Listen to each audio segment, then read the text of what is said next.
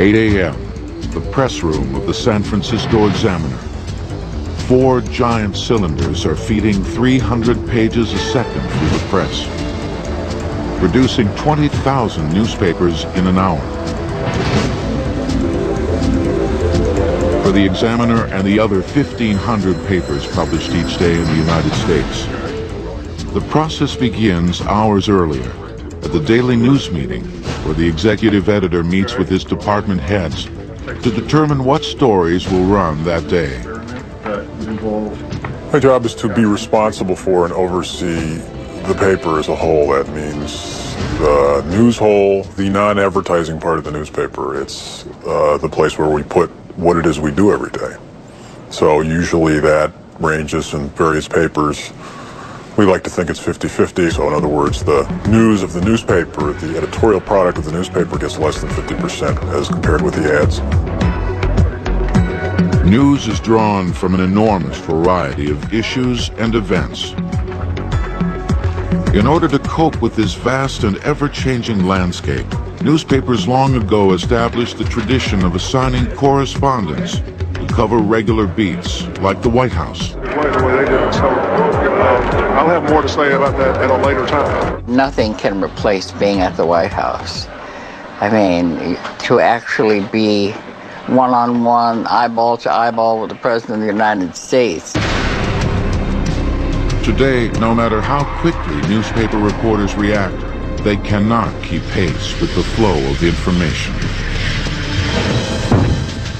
While a story can get its start in many different ways, journalists who cover international news often say their topics are now selected for them by other media. Television is the tripwire. We have, I think, 6 or 7 television sets in the newsroom. They're tuned to CNN, to C-SPAN. CNN really is a realization of a global village. That when you sit here and watch bombs falling in Iraq on Baghdad that CNN is transmitting, you know that someone in the Kremlin is watching the same picture.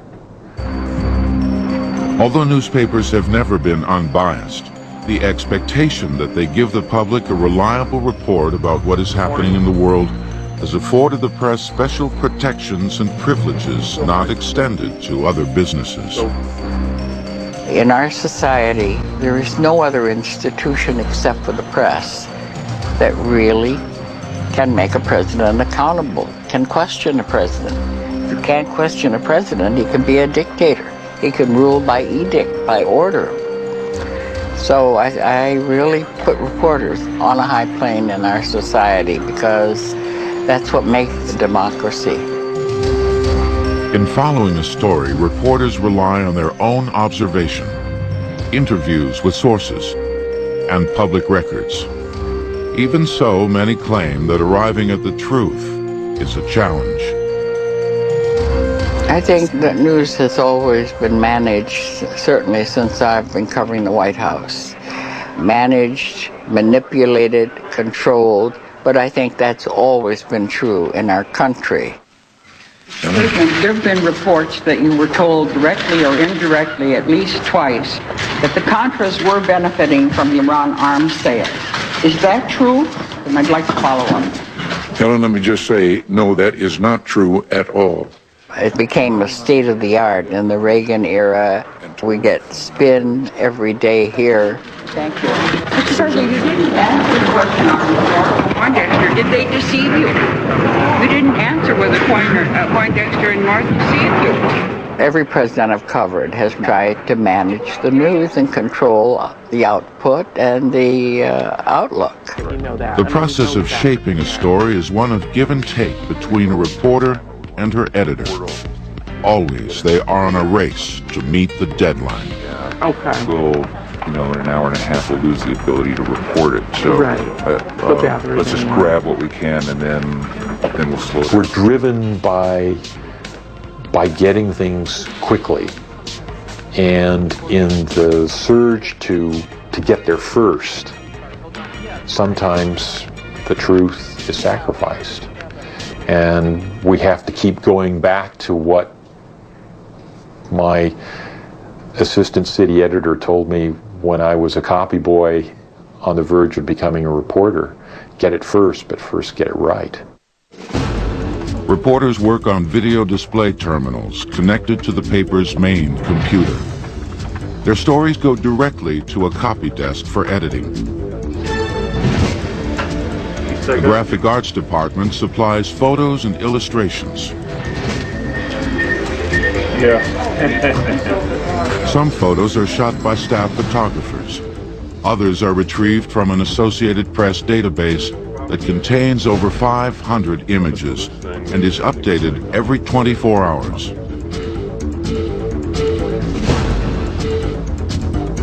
Based on the contents of that day's news, the design director works on the look of the front page, keeping in mind the specific criteria of his paper. We're an afternoon paper, and we sell an inordinate amount of newspapers, single copy, on the street. So we really have to have a front page and a whole newspaper that attracts people's attention and makes them want to put their quarter into the box each and every day. So we run large headlines. The last person to see the paper before it goes to press is the news editor. He is the man who must catch the mistakes before they happen. Grids holding the dummied-up type are sent to the engraving department. Here, stories, photos, and ads are placed on a piece of waxed photographic paper, the exact size of a newspaper page. A laser reader scans the pages and transmits their image via microwave to the printing plant, 5 miles away. Laser writing machines transfer the image of the page onto a piece of film. A technician places a thin plate of polymer plastic onto the negative of the film. A machine washes water over the plate, leaving a raised image of the page on the surface of the plastic.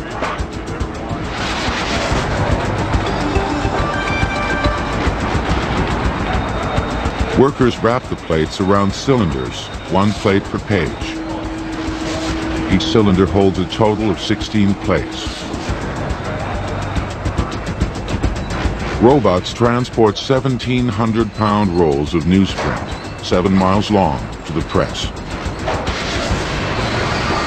As the paper is fed through the press, pages are automatically cut, folded, and collated into separate newspapers.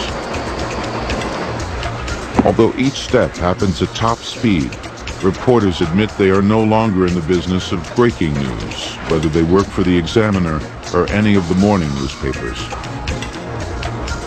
By the time a reader of our newspaper picks it up off the doorstep at 7 o'clock the morning after I've written the story, he's seen the fact that there has been bombing in Bosnia or that there is an economic meltdown in Russia. He's heard that on the evening news, and he's heard it on breakfast time. Editors believe that newspapers should fulfill a broader function. Our responsibility, in a sense, is to present our readers with things that they don't get anywhere else. So it's not simply to inform or to engage in public service, which we also should do, but it's also to amuse, to entertain, to shock, to outrage. Indeed, the history of the newspaper itself is an emotionally charged story. From the propaganda pamphlets of the Revolutionary War to the censorship of the socialist press during World War I.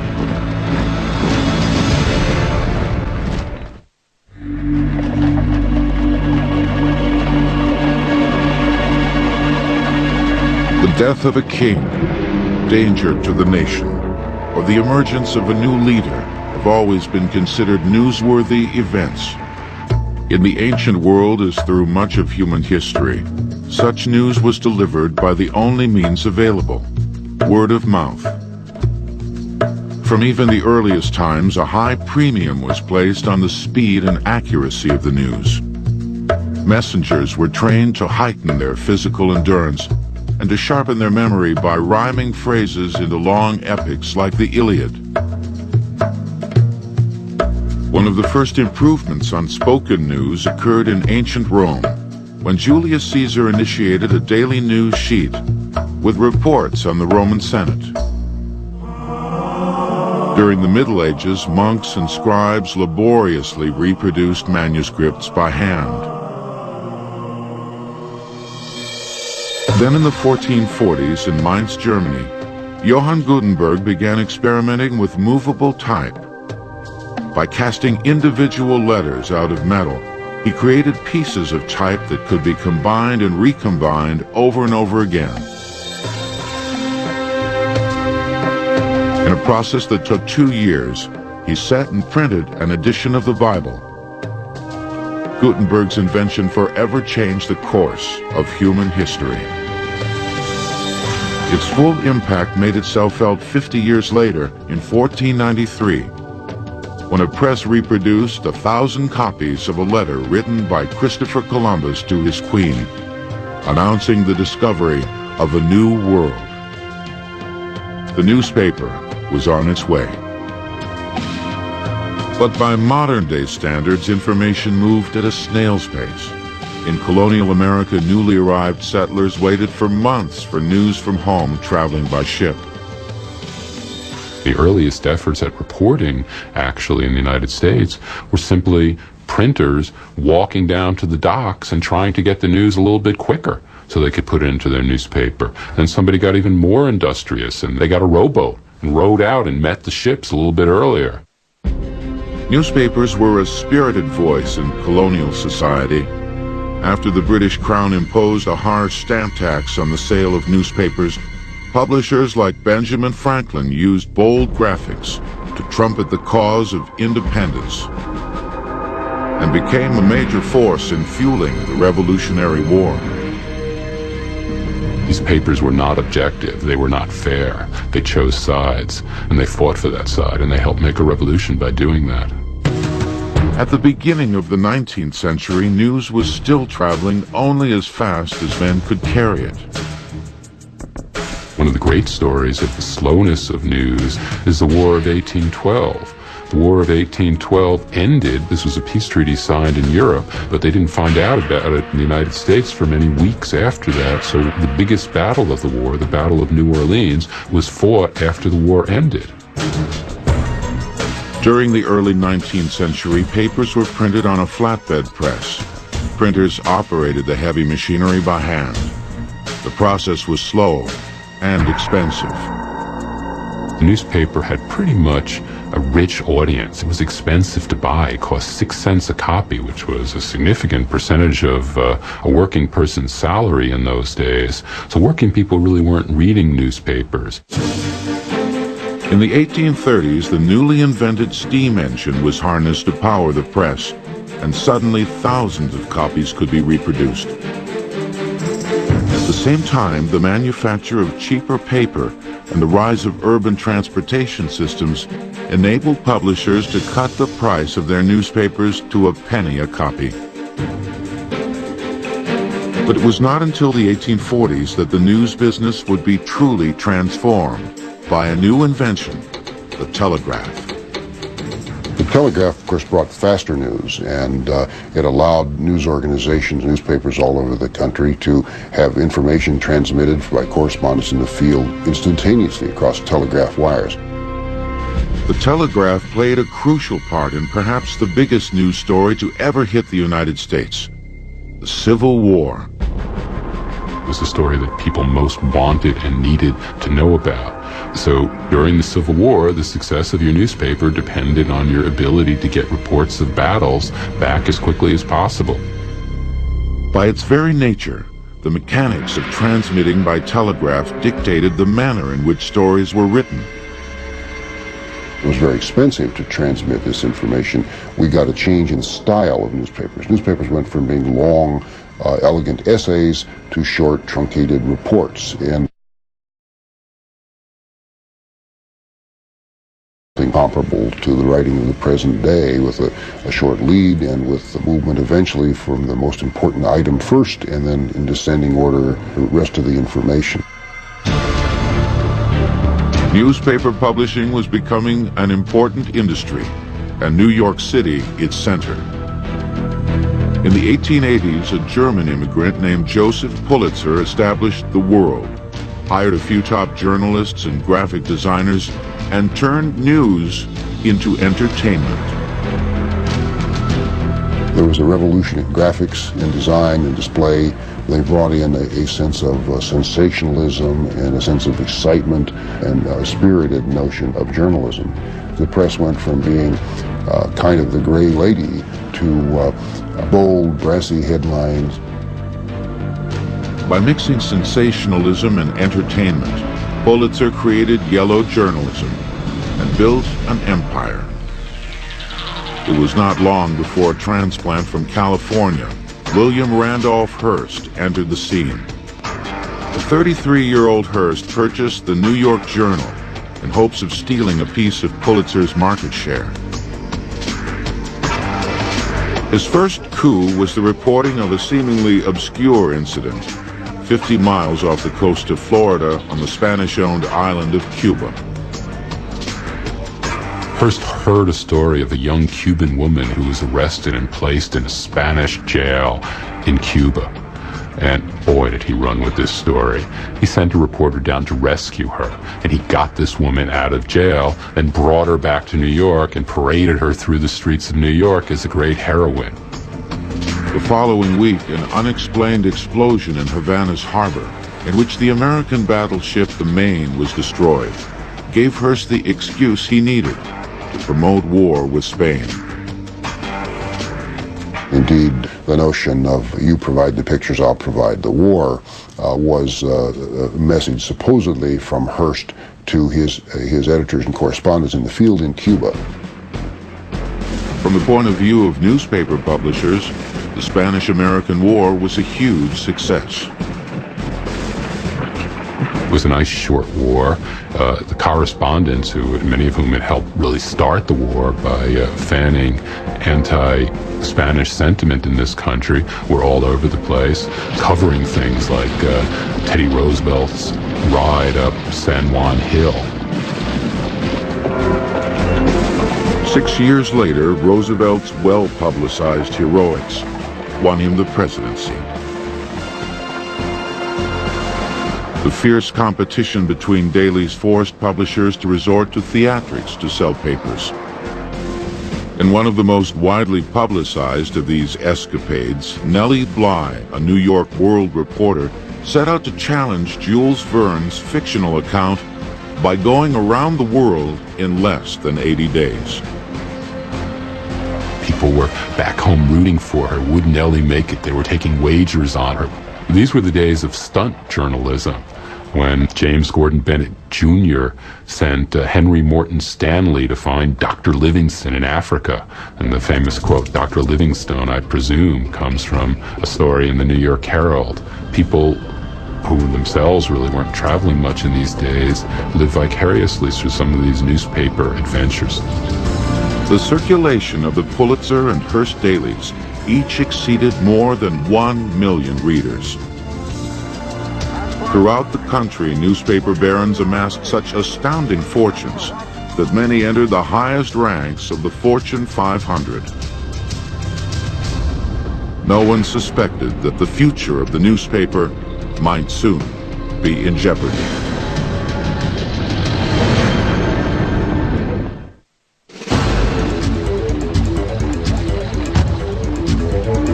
During the first decade of the new century, newspapers reached the zenith of their power. They were the fastest and most reliable way to get the news, with extra editions published up to 3 times a day. Intrepid journalists searched for new beats that would give them an edge over competitors. During Teddy Roosevelt's administration, one reporter even camped outside the gates of the White House. Pretty soon he was nabbing everyone who would come in to see President Roosevelt and was getting great stories about Teddy and so forth. And after that, other reporters around town thought that must be the best beat in town. And pretty soon, when it rained and so forth, Roosevelt took very big notice of all of this and set aside a room in the White House. The press room established at the White House still exists to this day. We had squatters' rights. We came in, we stayed. We were the man who came to dinner. Stories from the White House may have sold papers, but advertisers paid for them. The idea of newspapers was that you would create the largest possible audience, get advertisers to support them, and then provide the newspaper to the public or at the lowest possible cost. And so newspapers would cost 5 cents, but it might cost $5 to produce the newspaper, the individual paper, and the advertiser paid the freight. In 1914, after war broke out in Europe, newspapers played an important role in turning American public opinion against Germany. There was an intense fever in the country at that time that depicted the troops of the Kaiser as Huns, eating babies, and all kinds of rumors were spread by newspapers and propagandists, and they worked hand in hand and played a big role in mobilizing American public opinion for World War I. Sentiment was so strong that Congress passed the Espionage and Sedition Act, making it a crime for publishers to print anything that attacked President Wilson's policy. When a few socialist publications disobeyed, they were shut down. At first, the war was perceived as a romantic adventure, but dispatches from the front sent back by war correspondents like Ernest Hemingway brought home the grim reality of trench warfare and poison gas. The newly invented medium of film made these images even more vivid. Just a decade later, the impact of other technological advances were making themselves felt across the United States. This is WJZ, New York. As Saturday dawned over the vast Atlantic, the Lindbergh plane is unreported since passing Newfoundland early last night. By the time Charles Lindbergh completed the first successful transatlantic flight, wire photos could be sent over telephone lines. Data signals translated into gray dots and reproduced a perfect image. The process took less than 10 minutes. The radio had just reached the height of its audience, and newsreels. The newsreel had come along as a part of the Saturday afternoon movie, so suddenly you had a multimedia effect. And Charles Lindbergh steps into this and becomes perhaps the most celebrated person in human history up to that point. With newspapers leading the way, people everywhere knew Charles Lindbergh. He would eventually pay a high price for his celebrity status. His infant son was kidnapped and murdered. The trial that followed turned into such a media circus that Lindbergh ended up leaving the United States. The press wielded so much influence that during the 1930s and 40s, a number of columnists became celebrities in their own right.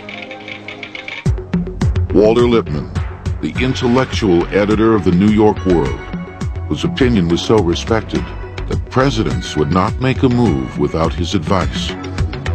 Walter Winchell, veteran of the vaudevillian stage, whose chatty column brought the public gossip about everyone from Clark Gable to the Prince of Wales. And Will Rogers, whose folksy commentary in the Los Angeles Times was so popular that he soon became the homespun hero of the silver screen. Even comic strips and their creators achieved national fame. Comic strips also could be quite ideological, and they had a particular point of view they tried to get across. Rex Morgan was almost a PR tool for the American Medical Association. There was the sainted doctor. Mary Worth was the ultimate social worker. It was a simple way through attitudinal graphics to convey ideas. Newspaper publishers like the Chandler family of Los Angeles were so influential that they often selected political candidates. They certainly promoted certain candidates as opposed to others. They were very fond of Richard Nixon, for example, and over the years they were regarded as one of the rock beds of American conservatism. It was often said that unless the Chandlers and the people at the Los Angeles Times vetted the candidates, the people simply didn't get elected to public office. But a change was occurring in the world of news, one that would drastically alter the role of the newspaper. Radio was beginning to gain ground. No, I'm speaking of a theater. Oh, Sid Grauman's Chinese. Oh, is he really? He doesn't look it. As a form of entertainment, radio had been around for nearly a decade. But as a means of transmitting the news, radio was not taken seriously until the first German tanks rolled across Europe. The new medium created was broadcast journalism.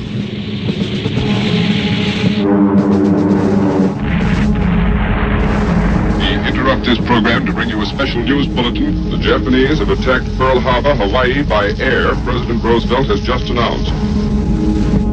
Pearl Harbor was bombed on a Sunday afternoon, and Sunday was the one day when there were no afternoon newspapers back on the East Coast. So the very early reports on the bombing of Pearl Harbor were on radio, and people had to really turn to radio to find out what was going on in those days. The radio brought eyewitness accounts home to Americans, sitting in their living rooms, in ways which had never before been possible. This is Edward Murrow speaking from London. There were more German planes over the coast of Britain today than at any time since the war began. Edward R. Murrow would take his microphone and aim it at the sidewalk so you could hear the sound of somebody sweeping up broken glass after a night of German bombing. There was an immediacy to radio coverage of World War II, which was new and powerful. But newspaper reporters brought their own special talents to the front. Hundreds went overseas, while most donned the uniforms of officers and relayed events from that privileged perspective. Syndicated columnist Ernie Pyle was the exception. His dispatches from the beaches of Normandy and the islands of the Pacific captured the feelings of the ordinary GI. Like many of the men he wrote about, he was killed in action on Okinawa in 1945.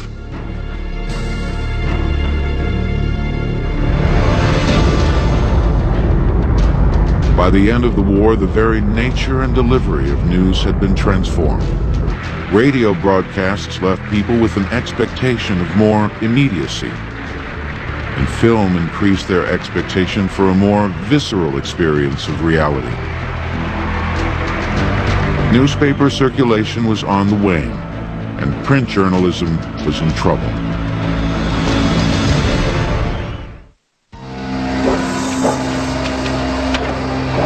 Through the 1950s, the newspaper printing press was a dangerous and toxic place to work.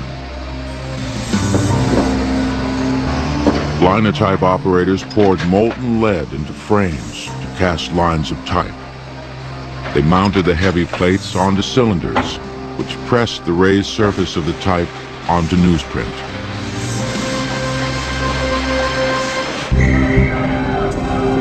Reporters didn't have it easy either.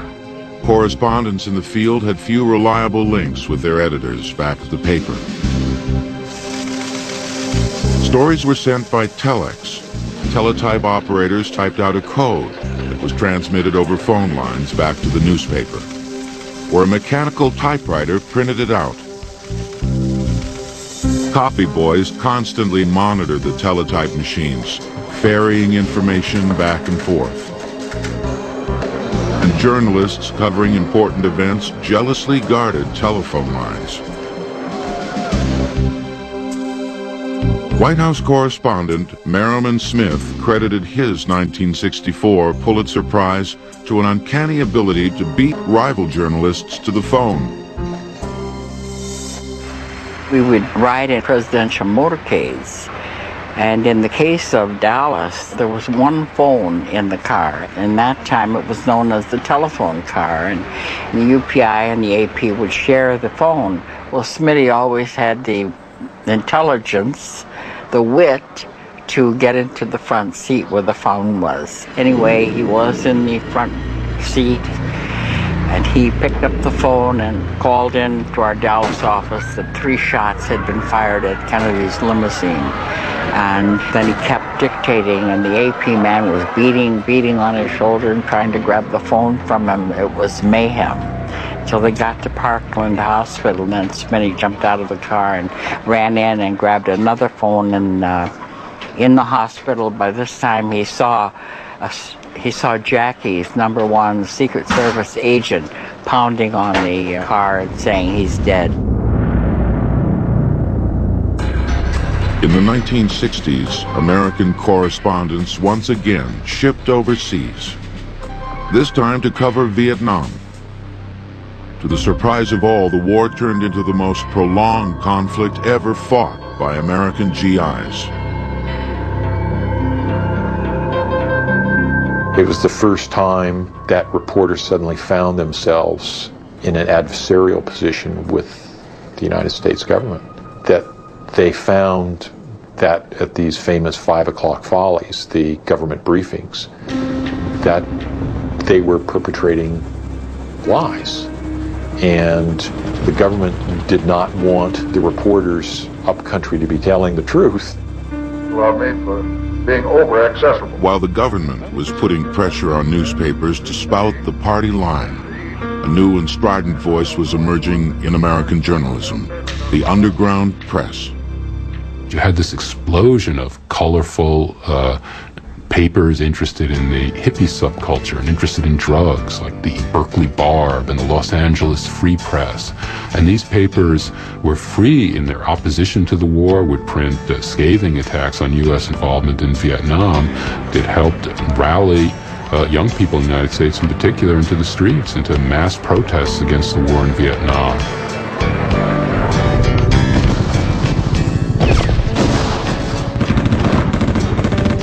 At the same time, television news was supplying an equally disturbing picture of events in Vietnam.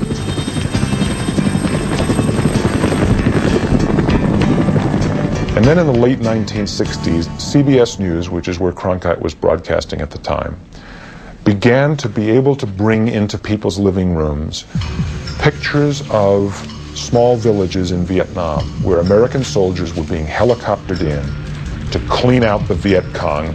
And Americans were seeing pictures of these thatched hut villages being burned to a crisp. Men, women, and children being killed.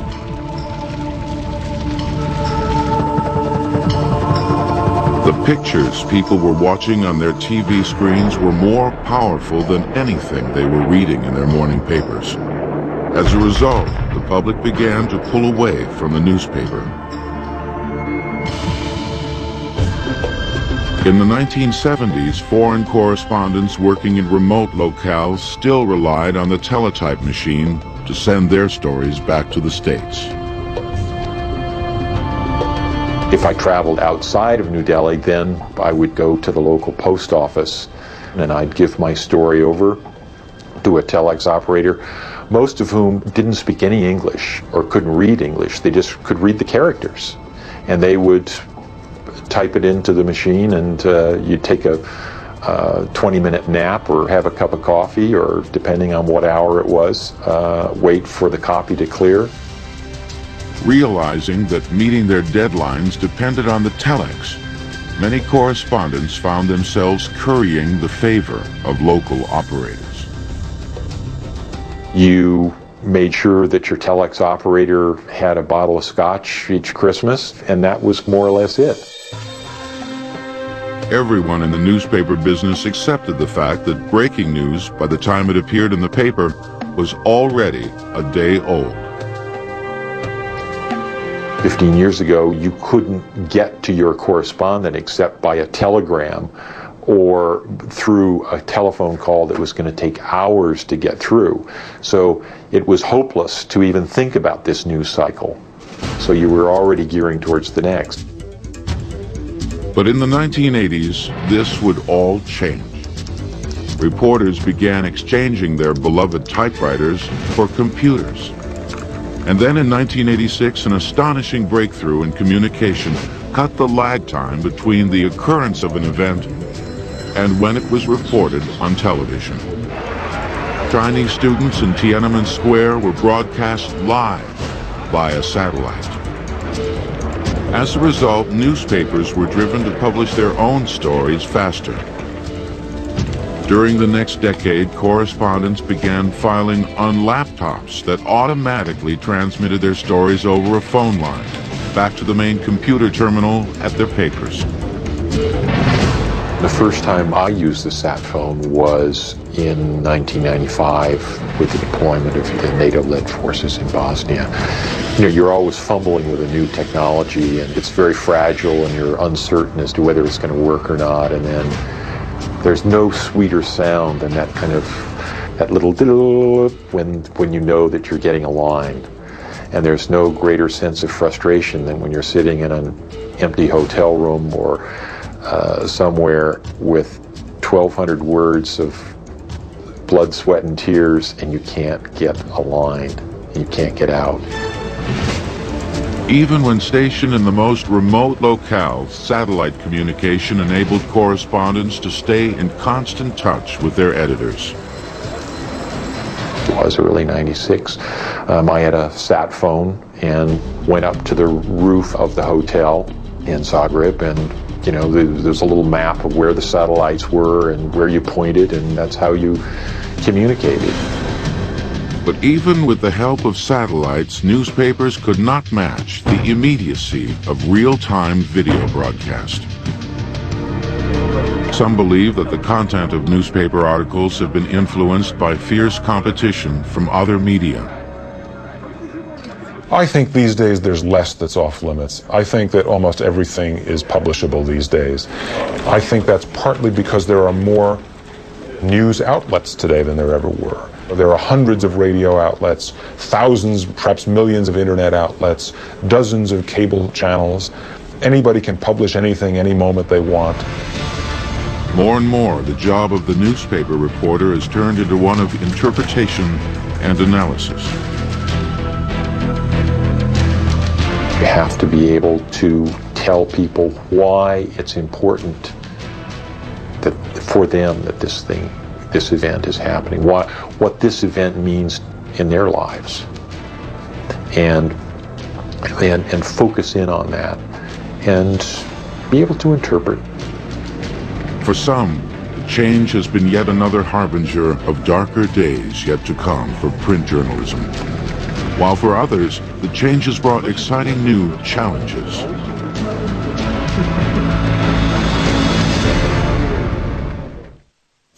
Economic Development Association, most professional journalists agree that television has robbed the newspaper of much of its influence. If you can reach 10 million people with a single newscast, but barely a million with a newspaper, that demonstrates pretty clearly the shift that has occurred in the way public opinion is influenced. Where once newspapers competed with one another for an audience, they now struggle to survive in a world teeming with digital newscasts, from live video feed to the internet. The result has been a steady decline in the sheer number of publications. The tragedy is that we've become a country of one newspaper towns. For journalists, the downside is quite clear. Competition, that's the lifeblood of journalism. I think it's very, very important. I mean, you have one newspaper in the town, they can control the news basically, they can run the whole show. With the introduction of the internet as yet another source of home delivery, some believe the future of print journalism is in even greater jeopardy. Others have a more optimistic view. You're not going to sit around and watch the 6 o'clock evening news anymore. You're not going to necessarily read the newspaper at breakfast anymore. You're going to punch up the internet whenever you please. And I think that the future may be in the area of delivery on demand, and print broadcasters may be more capable of doing that than broadcasters.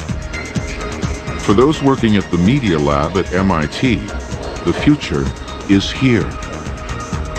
If you have an electronic form, you can add additional news for any individual without that additional cost. So suddenly there's an economic that can support my in-depth interest in a particular subject like bicycling, where I can get much, much more news about bicycling than the Boston Globe would ever think was useful or economical or practical to print in the paper. Today, news delivered via the internet can be personalized to suit the needs of an individual. Many, many websites, for example, that have the word my in front of them. They give you my news, my Yahoo, my Excite, etc. And what those websites allow you to do is they allow you to specify topics of interest, so you'll get additional information about those topics on a daily basis or on whatever clock cycle you choose. Professional journalists also view the internet as an invaluable asset. The challenge for a reporter today is using the computer as a full tool and using the internet. The internet's a terrific news source. Our Pentagon correspondent discovered military chat rooms where soldiers were kind of talking back and forth, and you're a fly on the wall. And you can pick up stories. It's a tremendous archive. The internet is just this wealth of information for you as much as it is for me, but for me, information is my business. For those comfortable with the capabilities of digital communication, the possibilities are boundless. For instance, a newspaper published on a desktop computer can now be disseminated over the World Wide Web. We gave children the same tools and allowed them to create a newspaper. And we've got a group of about 3,000 children from around the world. There are 139 countries represented, and they're publishing an online publication called the Junior Journal. And that newspaper is their expression about what it means to be a kid in various societies around the world. Experts believe that digital news publication has the power to transform news organizations in a positive sense. I recollect that probably close to 50% of the cost of a newspaper has nothing to do with content. It has to do with delivery of that content. So the cost of paper, the cost of ink, the cost of operating the presses, the cost of running the trucks for delivery. That's a lot of the expense of newspapers. And wouldn't it be nice if that expense could be turned into more news? News delivery over the internet may change the way consumers think about news, encouraging them to take on a more active role. There's value here, and it's not high tech. It's just really rethinking what are the roles that people play in news, what are the roles that people play in storytelling. It's not just a top-down thing anymore. It's not just a top-down medium, but it's also bottom-up. It seems clear that we are at the edge of a revolution in thinking. As the internet empowers its users with a new set of tools for exploring the world, newspapers are scrambling to adjust. Chances are they will survive, and even flourish. For over the course of their 500-year-long history, they have proven themselves to be a remarkably resilient creation.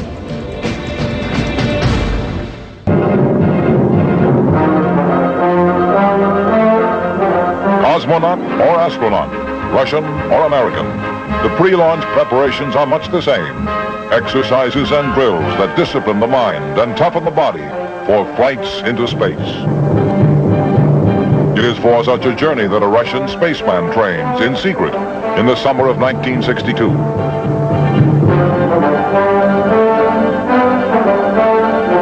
His name is Andrei Nikolaev, and at a Russian cosmodrome somewhere in Central Asia, he is ready on August 11 for blastoff.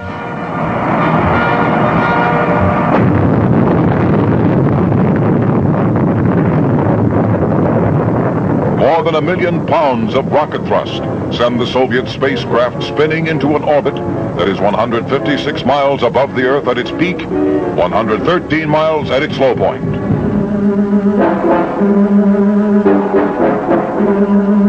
Only when cosmonaut Nikolaev is safely in orbit as the world learn of the launching. In Moscow, crowds in the streets hear radio reports from loudspeakers atop buildings in Red Square. It is a year and 5 days since Geraint Titov orbited the Earth 17 times. The Russian people and the free world listen, wait, and wonder. What is the real purpose and importance of the flight of cosmonaut Andrei Nikolaev?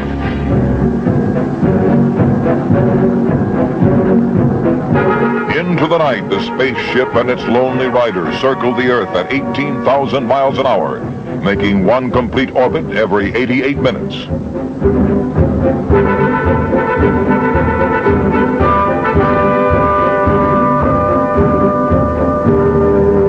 Then the first in a series of spectacular space-age achievements. Television pictures of Nikolaev taken electronically in his capsule and relayed to Earth. Viewers see the cosmonaut attempt to tie down his logbook as it floats freely in the eerie world of zero gravity.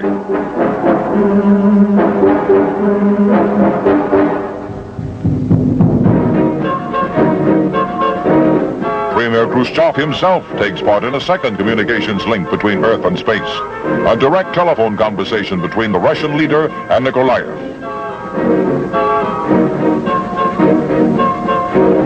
The cosmonaut, who begins his broadcasts with the greeting, "This is Falcon," reports all is well with himself and his spaceship. Khrushchev replies, "Я вас слышал, товарищ Николаев. Я вас слышал, товарищ Николаев. Я рад, что у вас хорошее самочувствие и что аппаратура работает без..." "I am glad to hear that you are fine," says the Soviet premier, "and I wish you a safe return." Мужество, совершив такой исторический полет. Top-ranking members of the Soviet Politburo are quick to see the propaganda significance of the Russian exploit. And led by Communist Party Secretary Frau Kozlov and Deputy Premier Anastas Mikoyan, they know that there is still another space conquest to come.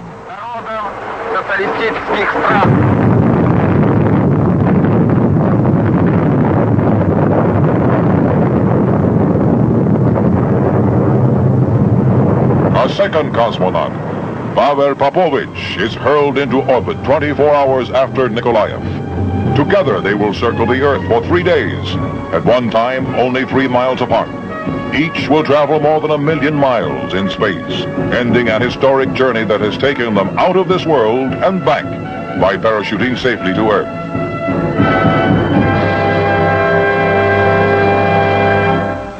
Four days after landing, the cosmonauts return to Moscow, and the acclaim of their countrymen. The 32-year-old Nikolaev is on the right, the 31-year-old Popovich at his side, as Russia rolls out a red carpet 100 feet long to welcome them home.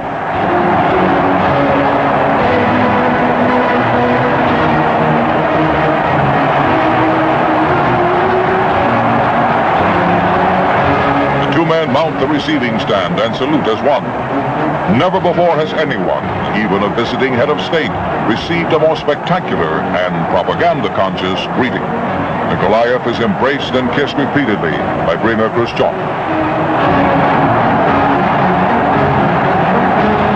Next, Popovich receives his welcome from the jubilant Khrushchev.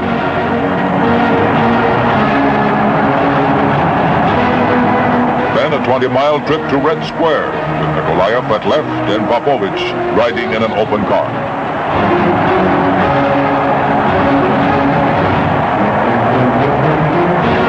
Here atop Lenin's tomb, the Heavenly Twins, as the Soviet newspapers call them, receive the salute of 80,000 Russians.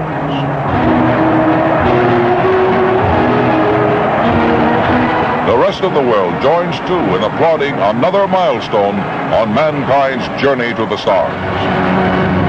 In America, there is no secrecy, no Iron Curtain, as work is completed on a jewel-encrusted satellite called Telstar, designed to span oceans and link continents through a worldwide television hookup.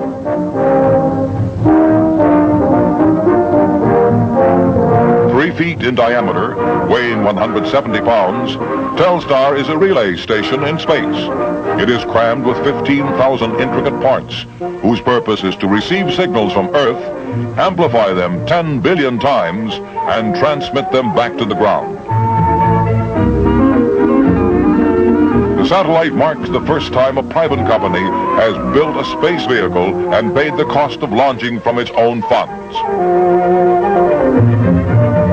But most important of all, Telstar symbolizes space exploration as the peaceful servant of mankind, bringing faraway peoples, places, and events into the living room of any home, anytime, anywhere.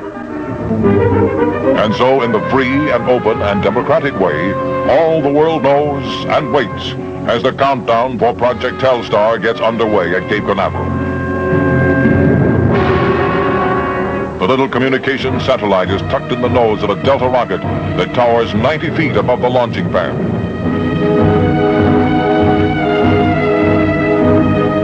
$45 million in research and development, tens of thousands of man-hours. This is what they lead to. This is where they end, in the final, fateful seconds that are, for the launch crew and the rocket, the inevitable moment of truth.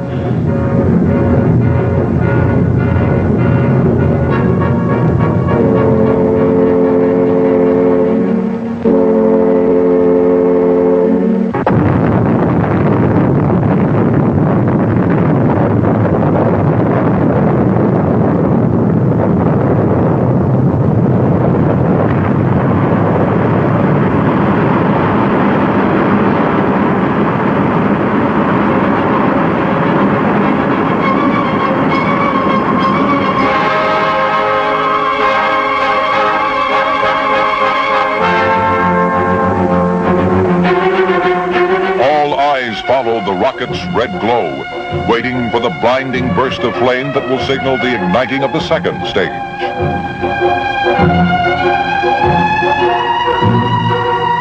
"11 minutes after launching, Telstar is in orbit, circling the Earth every 160 minutes. Ground stations make contact, and the satellite responds. It relays not only television signals, but telephone calls, still pictures, and teletype messages. Before Telstar, relaying a live transatlantic television signal would have required a mid-ocean tower at the impossible height of 150 miles. Now TV stations can reach out beyond the horizon, around the curve of the Earth. Already special telecasts have crossed the Atlantic, America to Europe, Europe to America, heralding the day when 30 or more Telstars will girdle the Earth in a global network, helping nations find among themselves a common understanding, and in that understanding, a brighter hope for peace.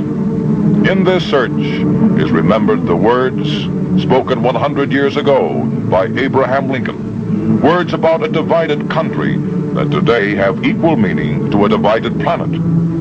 The dogmas of the quiet past are inadequate to the stormy present. As our case is new, so must we think anew and act anew.